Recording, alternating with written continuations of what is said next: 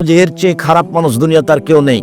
এরপরে মুখ খুলতে পাবেন না, বইয়ের নামে কোনোদিন অ্যাকাউন্ট খুলবেন না ভুলেও।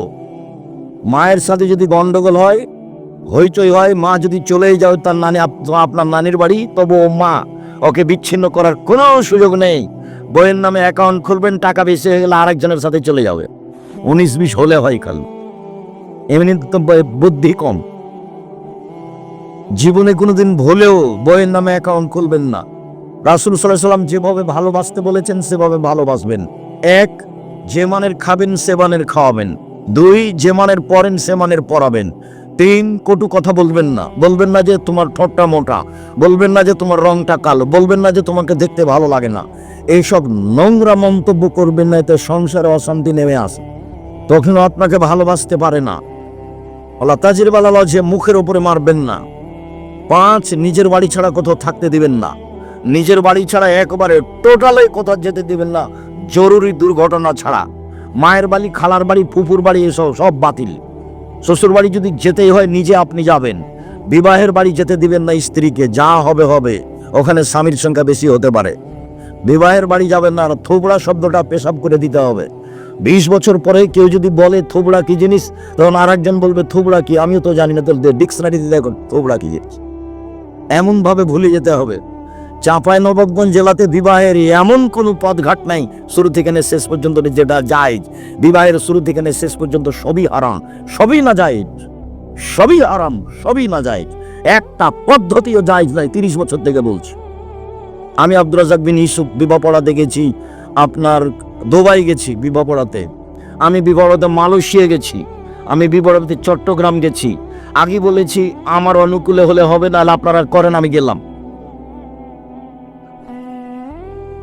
আর আলহামদুলিল্লাহ, মাশাআল্লাহ, আলহামদুলিল্লাহ, আমি শতবার আল্লাহর দরবারে আলহামদুলিল্লাহ বলি।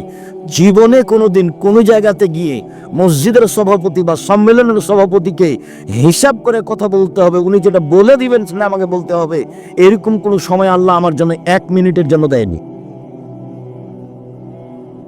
আমি যেটা বলবো সেটাই। উনি আমাকে পয়সা দিবেন তাহলে বাড়ি যেতে পারবে, এই হিসাব আমার মাথায় কোনোদিন আসেনি, কোনোদিন আসেনি। সবচেয়ে বড় পাপ শিরক করা। পৃথিবীর দ্বিতীয় মহাপাপ হলো পিতামাতার অবাধ্য চলা। এই ছেলে শোনো, ওই হাদিস ঠিক, তোমার মায়ের পায়ের নিচে জান্নাত, এ হাদিস ঠিক। মায়ের পায়ের নিচে জান্নাত, এ হাদিস ঠিক। একদিন তুমি ছিলে তোমার মায়ের কোলে, এখন তোমার মা তোমার কোলে। যেদিন তুমি তোমার মায়ের কোলে ছিলে, বারবার পেশাব করছিলে, সেদিন তোমার মা যদি একটু মজাক করে স্নেহ করে মারেছে, এই অত পেশাব করিস কেন রে, সেটা জায়েজ ছিল। কিন্তু এখন তুমি যদি বলো আম্মা অত পেশাব করেন কেন, এই কথা চলবে না, এটা না জায়েজ। এই কথা বলার তোমার সুযোগ নেই। তোমার বোনেরা চলে গেছে শ্বশুর বাড়ি, তোমার বউ দেখতেও পারে, নাও দেখতে পারে। পেশাব করা বা তুমি, পায়খানা করা বা তুমি, গোসল করা বা তুমি, গোসল দিয়ে দিবা তুমি, কাপড় পরিয়ে দিবা তুমি, মেডিকেলে তুমি নিয়ে যাবা, তার যা কিছু প্রয়োজন তুমি সব করবা, তুমি বাধ্য। মুখ দিয়ে গালি দিচ্ছে তোমার বউয়ের বিরুদ্ধে, যাকে পাচ্ছে তাকে বলছে আমার ছেলেরা আমাকে খেতে দেয় না, তারপরে তুমি মুখ খুলতে পাবা না। কথা বুঝাতে পারিনি মনে হয়। যেবারে সরাসরি আপনার মুখের উপরে বলছে আমার ছেলেরা আমাকে খেতে দেয় না। আপনি ধরে আছেন, গোসল করাচ্ছেন, কাঁধে করে আপনি বাজে হাতে নিয়ে যাচ্ছেন মেডিকেলে গিয়ে সবার সামনে বলছে আমার ছেলে আমাকে খেতে দেয় না। তখন আপনি কি করবেন? মুখ খুলতে পাবেন না। পৃথিবীর দ্বিতীয় মহাপাপ, সিরিয়ালে পাপ হিসেবে দ্বিতীয় পাপ আর কেউ নেই, এটাই প্রথম।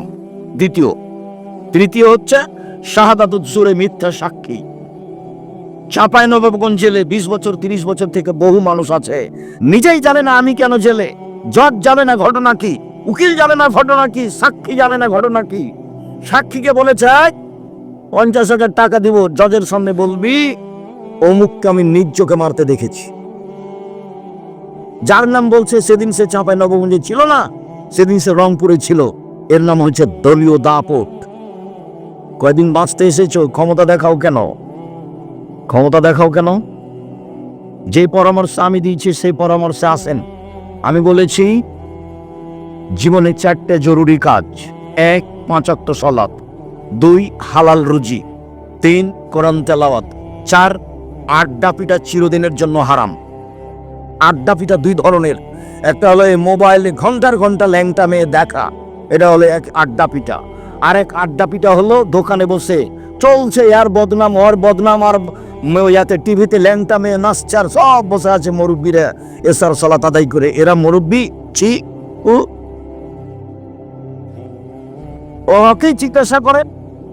ওকেই জিজ্ঞাসা করে যে আপনি ভালো মানুষ।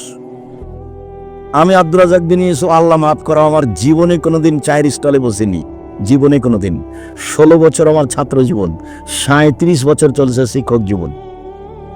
88 আগস্টের 20 তারিখ রোজ বুধবার বিকাল 3টা থেকে আমি শিক্ষক। আমি কোনোদিন চায়ের স্টলে বসিনি। আমার মা বলতো, 1 দোকানে বসিও না, 2 প্রাইভেট পড়ায়ও না, 3 কারোর সাথে বন্ধুতালি করো না, 4 দাওয়াত খায়ও না। নাচুল মাদ্রাসা থেকে পায়ে হেঁটে রহনপুরে এসেছে, এই দৃশ্যগুলো আমার খুব মনে আছে। ওই স্টেশন থেকে এই স্টেশনে ট্রেন লাইন দিয়ে অনেক কয়েকদিন এসেছি। এসব এলাকার সাথে আমি খুব অতপ্রতভাবে জড়িত, আমি আপনাদের অন্তর থেকে ভালোবাসি। মিথ্যে সাক্ষী পৃথিবীতে 3য় মহাপাপ। জজ জানে না ঘটনা কি, এমনিতেই চলছে। উকিল জানে না ঘটনা কি, যে যেমন টাকা দিয়েছে তার তেমন কথা বলে। কথা বলা যখন শেষ হয়ে যাবে তখন সব নিজ নিজ টাকা নিয়ে বাড়ি চলে যাবে। সাক্ষী নিজেই জানে না ঘটনা কি, যে জেলে আছে সেও জানে না ব্যাপারটা কি। আমি কেন জেলে? আরে আমি তো সেদিন ছিলাম রংপুরে। এর নাম ক্ষমতা। বেশি ক্ষমতা দেখায় না। সবাই 45 মিনিট, সময় কত? 45 মিনিট। জুলুমের ফলাফল এইটা, অন্যায় অরাজকতা অবিচারের ফলাফল এইটা। ফেরাউনের এর চেয়ে কম 2-3 মিনিট, ডুবলো নাই। ফেরাউন আজ সামুদ এর চেয়ে কম, হঠাৎ বিদ্যুৎ আসলো, নেই। এই 30 সেকেন্ড 1 মিনিট আজ সামুদ শেষ হয়ে গেছে। ফেরাউন সব মিলে 2-3 মিনিট হতে পারে, যেভাবে বোঝা যায়। ডুবলো, গেল, উঠলো, ডুবলো, শেষ। জুলুম, জীবনে জুলুম করবেন না। সহজ পথ, 5 ওয়াক্ত সালাত, হালাল রুজি। হালাল রুজিতে আমি বলেছি চকলেট বিক্রি করে খাওয়ার কথা, আমি চকলেট বিক্রি করে খেতে বলিনি। আমি বলেছি চকলেট বিক্রি মানে কম পয়সার ব্যবসা। চকলেট বিক্রি মানে কম পয়সার ব্যবসা। ধোঁকাবাজি কেন? শুনুন সম্মানিত দিনী ভাই বোন, এখানে আর একটা কথা বলা থাকছে, সময়ের গতিতে আসতে পারে। উপার্জনের জন্য 4টা পথ। 1 দিন মজুরি, কিষান কামলা, পাইট খাওয়া, সন্ধ্যায় টাকা শেষ। 2 চাকরি, 25 দিনে টাকা শেষ হয় সাধারণত। 3 জমি চাষ, হয় সমান সমান, না হয় লস। 4 ব্যবসা। তখন আল্লাহ রাসূল বলছেন, ইন্না তাজিরা সাদিকাল আমিন ইয়াকুনু ইয়ামাল কিয়ামাহ সাদা সিদ্দিকিন। আল্লাহ আম্বিয়া, সত্যবাদী বিশ্বস্ত ব্যবসায়ীরা বিচারের মাঠে নবীগণের সাথে থাকবেন। অবাক কথা, ইব্রাহিম আলাইহিস সালামের সাথে থাকা যাবে। ব্যবসায়ী ও জাপান থেকে মাল নিয়ে আসে ইনপোর্টে, চট্টগ্রামে নামাই, সেই ব্যবসায়ী জি না। যে বাদাম বিক্রি করে সেও ব্যবসায়ী, যে চকলেট কলা বিক্রি করে সেও ব্যবসায়ী। সত্যবাদী হতে হবে। ঘটনা এমন কেন সেটা অন্য সময়ে। 1 দিন মজুরি। আল্লাহ রাসূল বললেন, ঘাম শুকানোর আগে টাকা দিয়ে দাও, কিষান কামলার টাকা সন্ধ্যায় দিয়ে দাও। আর চাকরি মাসিক বেতন নির্ধারিত করলেন, তারপর বলেন, এই সাবধান, যা বেতন দিয়েছিস সেটাই, কোন রকম করে যদি আবার টাকা ইনকাম করো তাহলে এটা আত্মসাৎ, সাবধান। 3 জমি চাষ। অন্তর শক্ত হয়ে যায়, পছন্দ করছেন না আল্লাহ নবী, অন্তর শক্ত হয়ে যায় জমি চাষে। মানুষ ভীরু হয়ে যায়, মানুষ সঠিক পথে আগাতে পারে না জমি চাষ। তাহলে 3টেরই খুব ভালো ফল বললেন না। 4 ব্যবসা। তখন বলছেন সত্যবাদী বিশ্বস্ত ব্যবসায়ীরা নবীদের সাথে জান্নাতে থাকবেন। শুধু তাই নয়, আবার বলছেন, ইয়া মাশারাত তুজ্জার, হে ব্যবসায়ীরা শোনো, ইন্নাল বাইআ ইয়াজরুল কিযবাল হালাফ। ব্যবসাতে মিথ্যা কথা চলে আসে, কসম চলে আসে। ব্যবসাতে মিথ্যা কথা চলে আসে, কসম চলে আসে, অজান্তে চলে আসে। ফাসুবু বিসাদকা, দান করে মিটিয়ে দাও। ব্যবসার সময় এভাবে বললেন, শুধুমাত্র ব্যবসা করে আপনি জাতির উপকার করতে পারেন, অসহায় মানুষের পাশে দাঁড়াতে পারেন। একটু আগে দানের কথা বলছিল, তো ভারত, বাংলাদেশ, পাকিস্তানে আমরা বুঝেছি যে যে দান চাই তার প্রয়োজনে চাই, মানে আমাদেরকে বুঝাতে ভুল করেছে। আমাদেরকে বুঝতে হবে আমি আমার প্রয়োজনে দান করি। ইবাদতের জগতে সবচেয়ে শক্তিশালী, ক্ষমতাধর, পাওয়ারফুল ইবাদত হলো দান।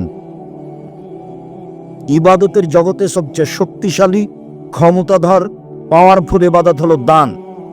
সালাত আদায় করে জান্নাত পাওয়া যায়, জান্নাত কিনা যায় না। হজ করে জান্নাত পাওয়া যায়, জান্নাত কিনা যায় না।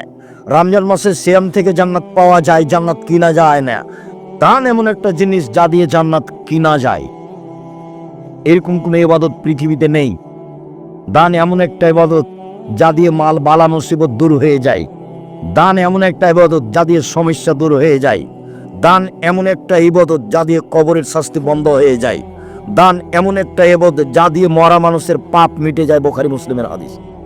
দান এমন একটা জিনিস যা হলো দলিল, বিচারের মাঠে আমি দাঁড়াবো, আমি জান্নাত পাবো। আল্লাহ বলবেন কেন? আমি বলবো আমার কাছে দলিল আছে, এই জমি আমার, এই যে দলিল, এবারে আমার, এই যে দলিল, জান্নাত আমি পাবো। কেন? এই যে আমার কাছে দলিল আছে। দান দিয়ে আল্লাহকে সন্তুষ্ট করা যায়। দান দিয়ে মানুষের পাপ মিটে যায়, যেভাবে পানি দিয়ে আগুন নিভিয়ে যায়। ওটা ব্যতিক্রম ইবাদত। শুধুমাত্র ব্যবসা করেই মানুষ অসহায় মানুষের পাশে দাঁড়াতে পারে। এই জন্য রাসূল সাল্লাল্লাহু আলাইহি সাল্লাম ব্যবসার কথাটি এইভাবে উল্লেখ করেছেন। বাকি পদ্ধতিতে মানুষ অসহায় মানুষের পাশে তেমন দাঁড়াতে পারে না। বলছিলাম শিরক। রাসূল সাল্লাল্লাহু আলাইহি সাল্লাম বললেন, পৃথিবীর মানুষ লা তুশরিক বিল্লাহি ইন কুনতা হুররিকতা, জ্বালিয়ে দেওয়া হলেও শিরক করো না, হত্যা করা হলেও শিরক করো না, শিরক মহাপাপ। রাসূল সাল্লাল্লাহু আলাইহি সাল্লাম বলেন, আল্লাহ তাআলা বলেন, আদমের ছেলে মেয়ে শোনো, মা দাওয়াতনে রাজাউতানি, তুমি যেভাবে ডাকো আমি সেভাবে থাকি। তুমি যেভাবে ডাকো আমি সেভাবে থাকি। তুমি যেভাবে আশা পোষণ করো সেভাবে আমি পূর্ণ করে থাকি। তুমি যেভাবে আশা পোষণ করো সেভাবে আমি পূর্ণ করে থাকি। আমি ক্ষমা চাইলে ক্ষমা করে দিই। আমি পরোয়া করি না তুমি কত বড় পাপী। আমি পরোয়া করি না তুমি কত বড় পাপী। আদমের ছেলে মেয়ে শোনো, তোমাদের পাপ বেশি হতে হতে যদি আকাশে লেগে যায়, পাপ আর পাপ, আকাশ জমিন ভর্তি আছে, এরপরে যদি আমাকে বলো, যেভাবে বলো আমি সেভাবে থাকি। যেভাবে আশা পোষণ করো সেভাবে পূর্ণ করে থাকি। ক্ষমা চাইলে ক্ষমা করে দিই।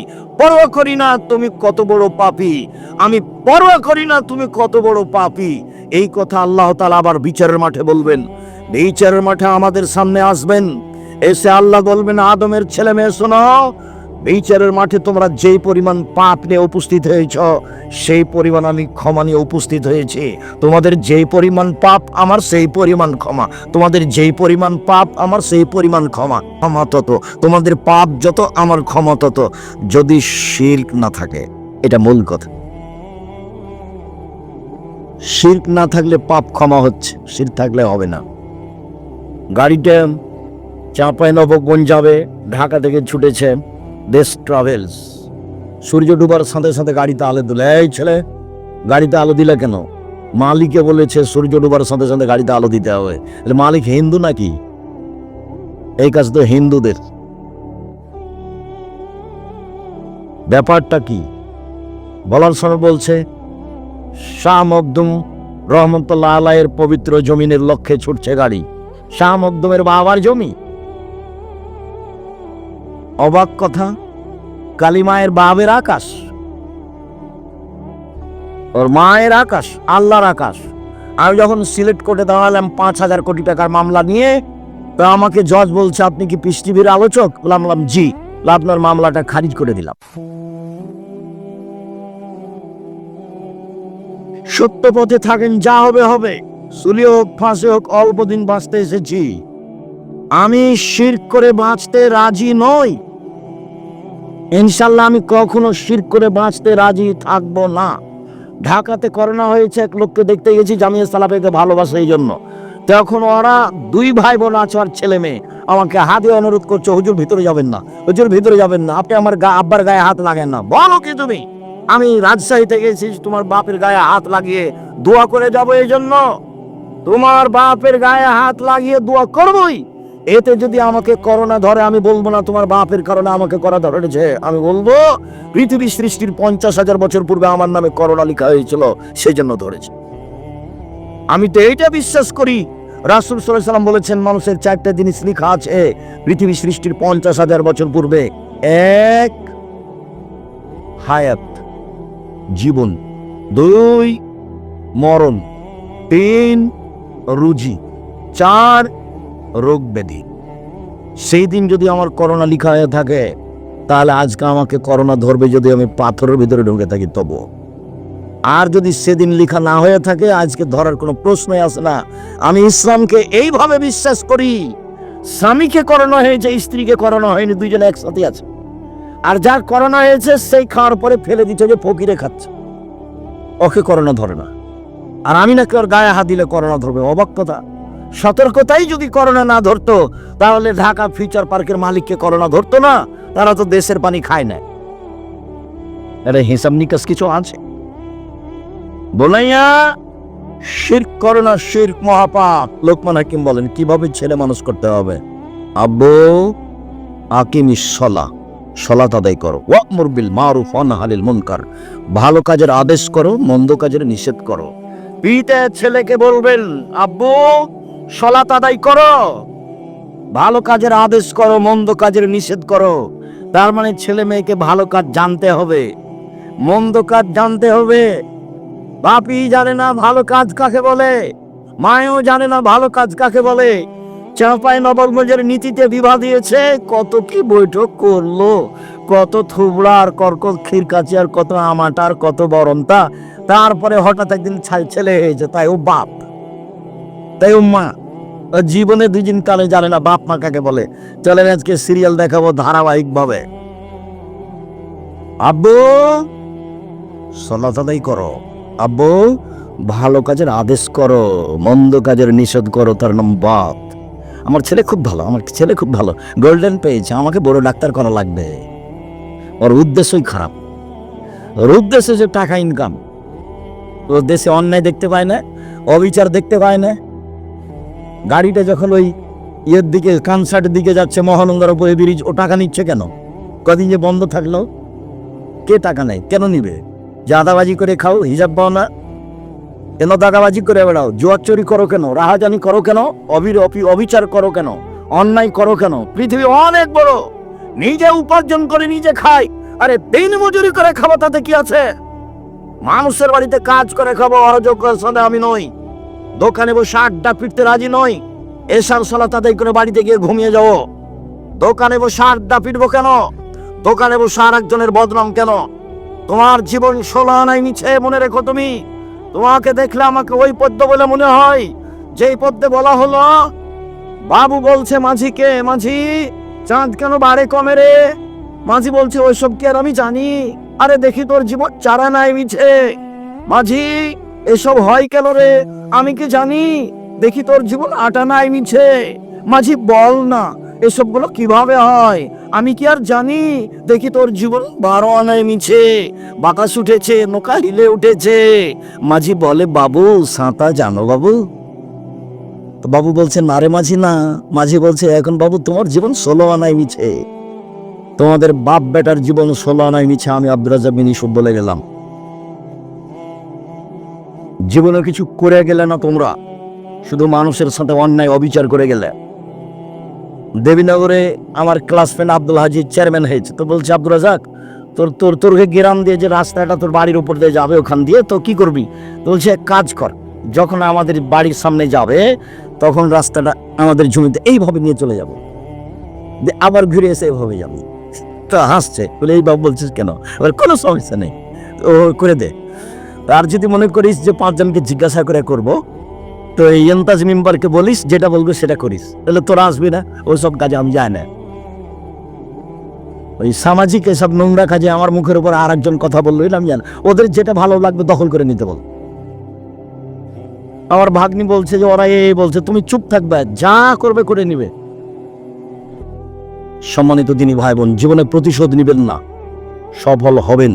প্রতিশোধ নিবেন না জীবনে, আর কারো বদনাম করবেন না। যা হবে হবে, ধসে যাক, বয়ে যাক, ডুবে যাক, মান সম্মান হারিয়ে যাক তাতে আসে যায় না, পাল্টা তার বদনাম করতে রাজি নই। করব না বদনাম, যা হবে হবে।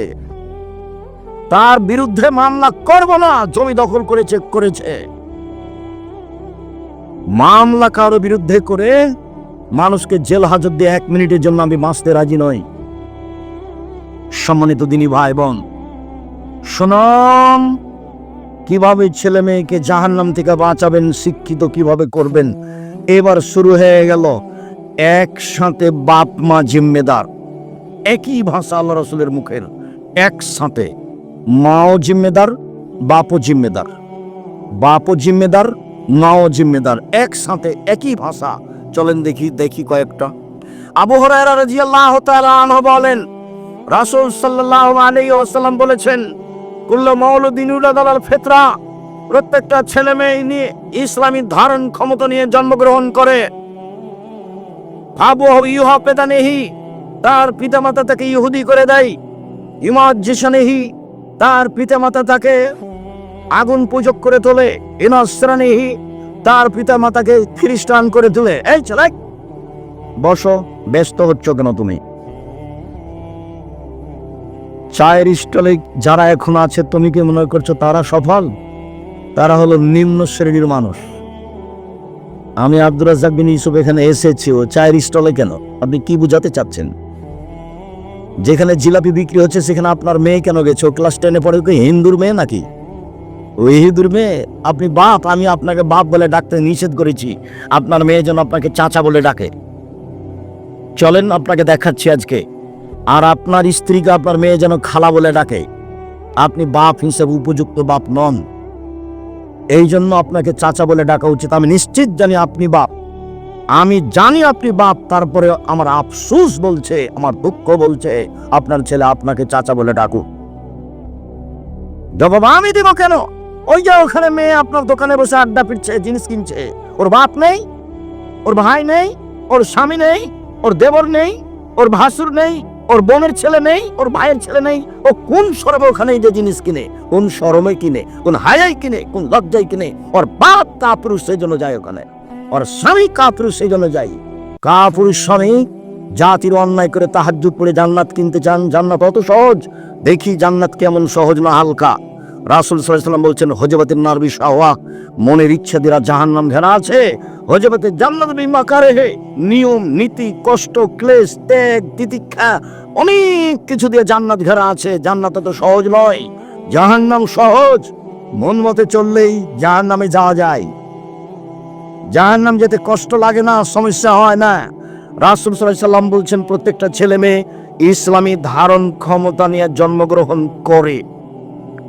প্রত্যেকটা ছেলে 5 ওয়াক্ত সালাত আদায় করতে পারবে, করলো না কেন? প্রত্যেকটা ছেলে এশার সালাত আদায় করে বাড়ি চলে যেতে পারবে, গেল না দোকানে বসলো কেন? প্রত্যেকটা মেয়ে নখ কেটে ছোট করতে পারবে, নখ বড় রাখলো কেন? নখে নেইল পালিশ লাগালো কেন? ইহুদি খ্রিস্টানদের পতিতালয়ের মেয়েরা নখে নেইল পালিশ দেয়। ইহুদি খ্রিস্টানদের পতিতালয়ের মেয়েরা নখে নেইল পালিশ দেয়। ভুরু তুলে চিকন করলো কেন? দাঁত ছিলে চিকন করলো কেন? মাথার সামনের চুল ছোট করলো কেন? পুরুষের পোশাক শার্ট প্যান্ট পরেও বাজারে যায় কেন? ভ্যানিটি ব্যাগ কাঁধে করেও বাজারে যায় কেন? ওর স্বামী নেই, ওর বাপ নেই, ওর মানেও গেল কেন? রাসূল সাল্লাল্লাহু আলাইহি ওয়াসাল্লাম বলছেন, ওর বাপ মা ওকে যেতে বলেছে, সেই জন্য গেছে। আমি বলিনি, আল্লাহ রাসূল বলছেন ওর বাপ মা। ওর বাপ মা ওকে ইহুদি করেছে, ওর বাপ মা ওকে খ্রিস্টান করেছে, ওর বাপ মা তাকে আগুন পূজক করেছে। ওর বাপ মা যেভাবে গড়ে তুলেছে, ছেলে মেয়ে সেভাবে গড়ে উঠেছে। চাঁপাইনবাবগঞ্জের ভাষায়, সঙ্গ দোষে লোহা ভাসে। লোহা পানিতে ছেড়ে দিলে ডুবে যাবে, কিন্তু লোহা যদি কাঠের সাথে লাগিয়ে দেওয়া হয় তাহলে ভাসবে। এর বাপ মা হচ্ছে সঙ্গ, সবচেয়ে কাছের মানুষ পিতামাতা। তার পিতামাতাই তাকে পশু বানিয়েছে, সেই জন্য পশু হয়েছে। বুঝেও বুঝে না ওরা, অন্তর আছে বুঝে না, দেখেও দেখে না ওরা, চক্ষু আছে দেখে না, শুনেও শোনে না ওরা, কান আছে শোনে না। উলাইকা কালানান, তারা পশু প্রাণীর মতো, তারা গরু ছাগলের মতো, তারা কুকুর শ্রীগের মতো, বালু মাজাল বরং তার চেয়ে খারাপ। ভ্যানিটি ব্যাগ হাতে করে চলে গেলো বাজারে আপনার মেয়ে, তখনও সে পশু প্রাণী নয়, তখনও সে গরু ছাগল নয়, তখনও সে কুকুর শ্রীগাল নয়। তো কাকে আল্লাহ এ কথা বললেন? আপনি কে? আপনার স্ত্রী কে? একই শব্দ দুইজন, চলেন দেখি। আব্দুল্লাহ ইবনে ওমর রাদিয়াল্লাহু তাআলা আনহু বলেন, রাসূল সাল্লাল্লাহু আলাইহি ওয়াসাল্লাম বললেন, আর-রাজুলু রাইন ফি আহলি বাইতিহি ওয়া হুয়া মাসউলুন আন রাইয়াতিহি। যে বাড়ির মালিক, ছেলে মেয়ের বাপ, স্ত্রীর স্বামী, তাকে তার ছেলে মেয়ে সম্পর্কে বিচারের মাঠে জবাব দিতে হবে। জবাবে পরাজয় হলে জাহান্নাম হবে, তাহাজ্জুদ দিয়ে বিচারের মাঠে টিকতে পারবে না। স্বামী, স্ত্রী। ওয়াল মারাতু রাইয়া ফি বাইতি যাওজিহা ওয়া ওয়ালাদিহি। স্ত্রী স্বামীর বাড়িতে, ছেলে মেয়ের জন্য দায়িত্বশীলা। বিচারের মাঠে তাকে তার দায়িত্ব সম্পর্কে জিজ্ঞাসা করা হবে। এই মা যদি বিচারের মাঠে জবাব দিতে না পারে, তাহলে এই মা তাহাজ্জুদ দিয়ে বিচারের মাঠে টিকতে পারবে না, ফলাফল খারাপ হবে। হাদিস বুখারী মুসলিম। আগেরটাই ছিল বুখারী মুসলিম, এটাও বুখারী মুসলিম। চলেন 3। আবু হুরায়রা রাদিয়াল্লাহু তাআলা আনহু বলেন, রাসূল সাল্লাল্লাহু আলাইহি সাল্লাম বলেছেন, কুল্লু নাফসিন মিন আদম সাইয়্যিদ। আদম সন্তান সবাই কর্তা, তাকে জবাবদিহি হতে হবে। আর রাজুল রাইন রাজুল সাইয়্যিদুন ফি বাইতি আহলিহি। স্বামী, পিতা, এই বাড়িতে কর্তা, তার কর্তৃত্ব সম্পর্কে জবাবদিহি হতে হবে। আল মারাতু রাইয়া ফি বাইতি যাওজিহা আল মারাতু সাইয়্যিদা ফি বাইতি যাওজিহা ওয়া ওয়ালাদিহি। স্ত্রী, ছেলে মেয়ের মা, কর্ত্রী। বিচারের মাঠে তাকে তার কর্তৃত্ব সম্পর্কে জিজ্ঞাসা করা হবে। শুনুন, নিজের কাজ করে যে তাকে বলে কর্মী, অপরের কাজ দেখে যে তাকে বলে কর্তা। নিজের কাজ করে যে তাকে বলে কর্মী, অপরের কাজ দেখে যে তাকে বলে কর্তা। আপনি 5 ওয়াক্ত সালাত আদায় করলেন, আপনি কর্মী। আপনার ছেলে মেয়েকে সালাত আদায়ের জন্য বললেন, তখন আপনি কর্তা। আপনার স্ত্রী নিজে সালাত আদায় করলো, তখনও মহিলা কর্ত্রী। ছেলে মেয়েকে ঘুম থেকে উঠালো, সালাতের জন্য বলে দিল, আম্মু পেশাবখানায় ঢোকার সময় দোয়া পড়ে ঢোকবা, ওঠার সময় দোয়া পড়ে আসবা, ডান হাতে গিলাস ধরবা, ডান হাতে বদনা ধরে বাম হাতে পানি খরচ করবা। পানি খরচ শেষ হয়ে গেলে সাবান দিয়ে মাটি দিয়ে হাত মেজে নিবা। এইটা হলো মা, এখনো হলো কর্ত্রী। নিজের কাজ করে যে তাকে বলে কর্মী, অপরের কাজ দেখে যেই তাকে বলে কর্তা। দেখি আপনার স্ত্রী বাড়িতে কি কর্ত্রী আর আপনি কি কর্তা। আপনার স্ত্রী বাড়িতে কি করে? ভালো করে রান্না করতে পারে, সেই জন্য আপনি খুশি। আর আপনি একটা ভালো চাকরি পেয়েছেন, সেই জন্য আপনিও খুশি। আরও ব্যাংকে চাকরি পেয়েছে, সেজন্য লোন নিয়েছে। লোন নিয়ে আমনরাতে বা রহনপুরে বাড়ি করেছে 5 তলা, সবাই খুশি। ওই বাপ কি জানে যে ওর জানাজা হবে না? জানাজাই বাতিল। লোন নিয়ে যে বাড়ি করেছে, ওর জানাজা হবে না। রাসূল সাল্লাল্লাহু আলাইহি ওয়াসাল্লাম সালাতে সালাম ফিরার পূর্বে একটা দোয়া পড়তেন, আল্লাহুম্মা ইন্নী আউযু বিকা মিন আযাবি জাহান্নাম, আউযু বিকা মিন আযাবিল কবর, আউযু বিকা মিন ফিতনাতিল মাসিহিদ দাজ্জাল, আউযু বিকা মিন ফিতনাতিল মাহি ওয়াল মামাত, আল্লাহুম্মা ইন্নী আউযু বিকা মিনাল মা'সাম ওয়াল মাগরাম।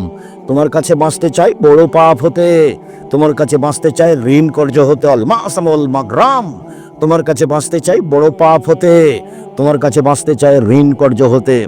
রাসূল সাল্লাল্লাহু আলাইহি ওয়াসাল্লাম দিন রাত বলতেন, আল্লাহ তুমি আমাকে ঋণ থেকে বাঁচাও, আল্লাহ তুমি আমাকে ঋণ থেকে বাঁচাও। রাসূল সাল্লাল্লাহু আলাইহি ওয়াসাল্লাম জানাজাতে দাঁড়িয়ে